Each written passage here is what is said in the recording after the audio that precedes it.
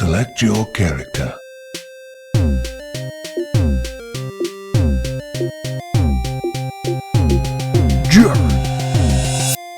Jamadi, Zibanane, banana. Well, that's... Potato. I'm done now.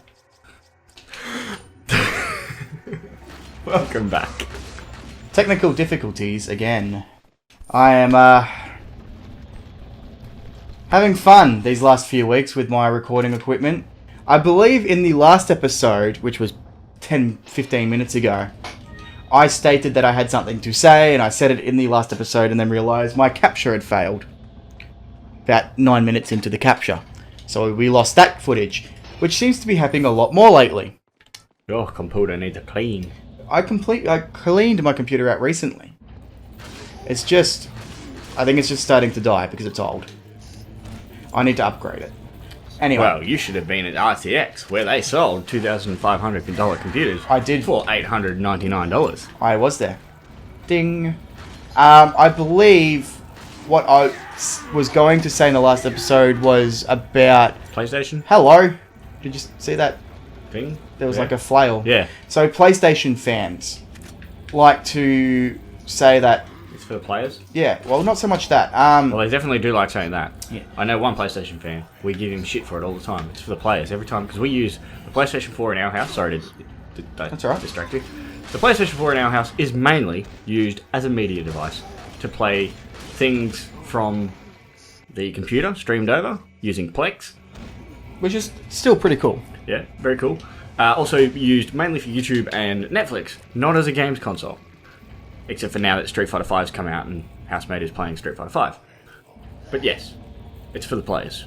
So what I was going to say, before I was rudely interrupted, that's alright. That was actually a good story. Fucking nice walk in there, digger. Was the fact that PlayStation fans, ouch, Right in the face. like to get on the Xbox fanboys such as ourselves Yes. about, bringing out the backwards compatibility, saying PlayStation wants to move forward. Skills. PlayStation wants to move forward and don't want to, live in the past, etc., because it's for the players, Yeah. As they do. But how many remastered games have they brought out? There's Uncharted. Yep, we've said this already. Well, we got to say it again. That's exactly right, sorry. God of War 3. Final Fantasies. There's several of them. And there's possibly... I mean, yes, Xbox has gotten remakes as well. Yep. But they're also doing the backwards compatibility, because that's one thing that they were like, oh, our fans want backwards compatibility. So when we got it, we're like, yay, we got it. PlayStation decided to try and do it, right?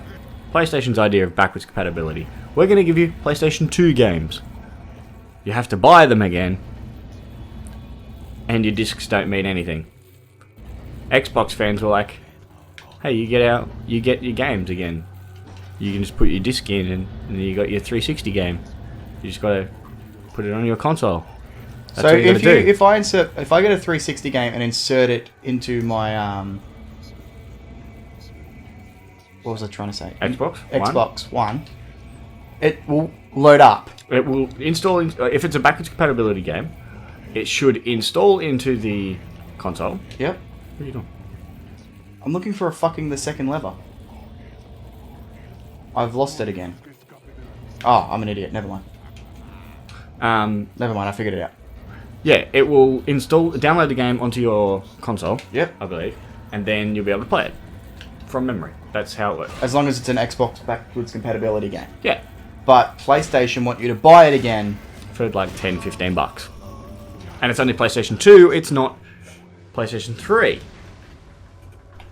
So in order for you to play your PlayStation 3 games, you need to make sure you still have your PlayStation 3. Yep. Which not a lot of people do.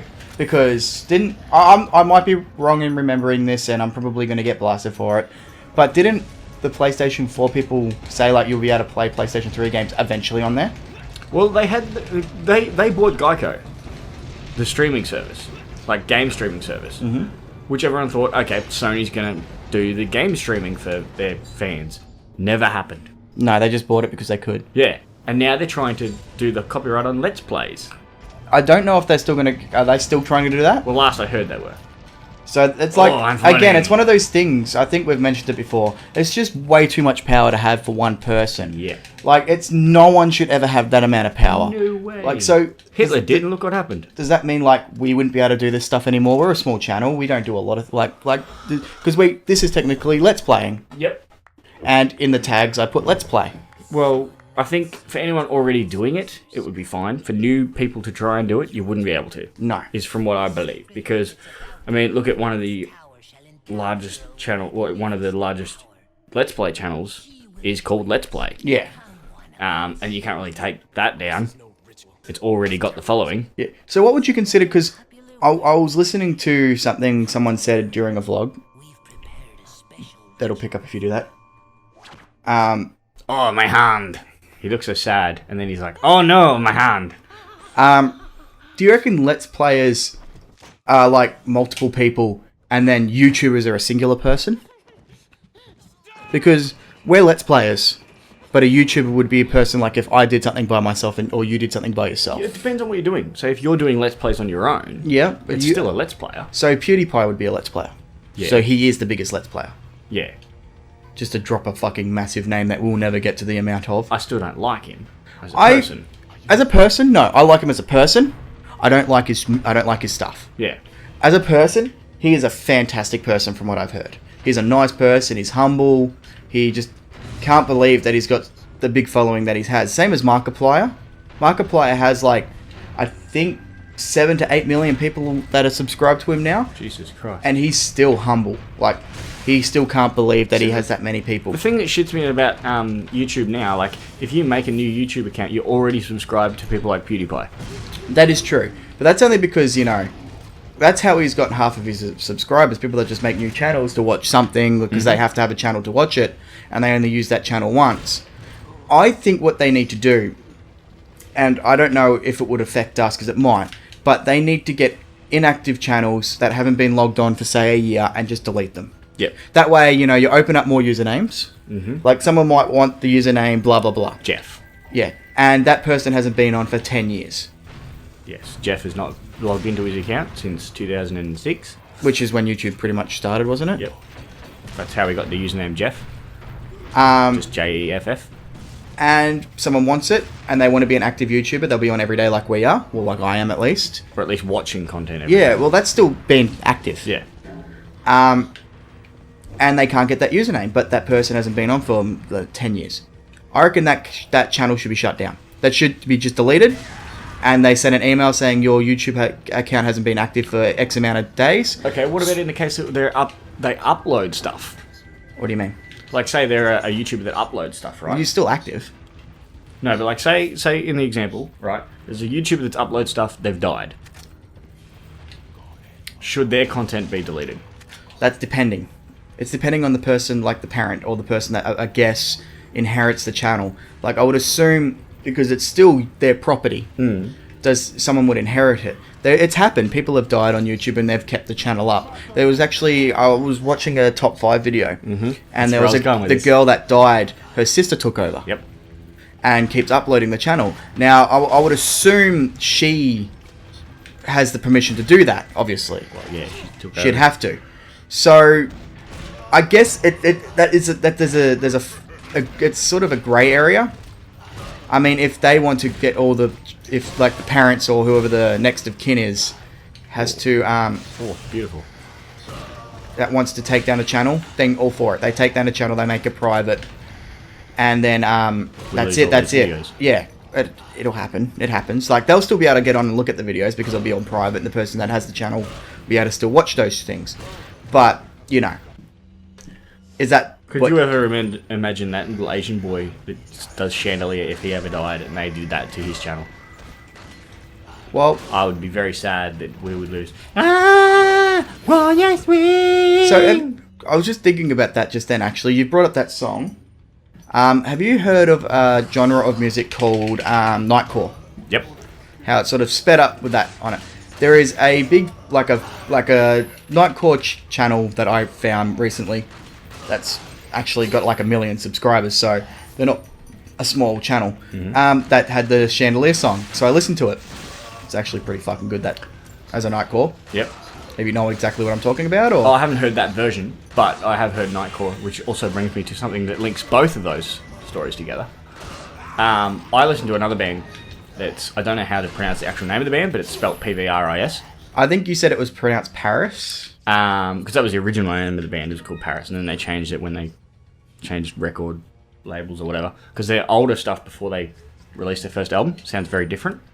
Sounds more Paramore-y. Yes. But they released a new single last week, just out of nowhere. Like, hey, new single called You and I. Good song, I like it. Is it rock? Yeah. Or is it like sort of like pop rock, post-core, or whatever it is? I have no idea. Like, all the genres now, like, there's sub-genres for everything. There's a sub-genre for sub-genres now. That is very true, actually. Yeah. The sub-genre has become a genre to the point that it's got it. Yeah, I get what you're saying. Fucking say that a million times and it sounds weird, doesn't it? It's such a weird word in itself. Continue story, sorry. So they released a new single, and when I went to search it on YouTube, because it was on Spotify straight away, but I wanted to send the link to someone else because I thought, hey, you would like the song. Yeah. And so I searched in YouTube, and I searched in You and I, and it came up the Nightcore version as well. And I'm like, this song came out 2 days ago. There's already a Nightcore version of it with a full music video to one of those animes that they use. I was like, holy shit, it hasn't been out for fucking long at all. There's already a music Nightcore video to it. Jesus. Yeah. I was like, wow, these Nightcore guys are fucking serious. A lot of Nightcore songs that I've heard are Thousand Foot Crutch, Linkin Park. Yeah, Linkin Park I heard. And those sort of bands. So not necessarily metal, but hard rock. Yeah, rock sort of songs seem to be like... We've got a boss coming up now. So. Oh, yeah. Well, that's an episode. That's certainly what it is. Good. Thanks for watching, guys. Don't forget to subscribe. Like and comment and tell us your experiences with Nightcore. Or PlayStation. You can hear people in the background, I guarantee. Basketball. Right. Bye. Bye. Bye. Stop playing basketball, please. For like an hour. They probably heard that.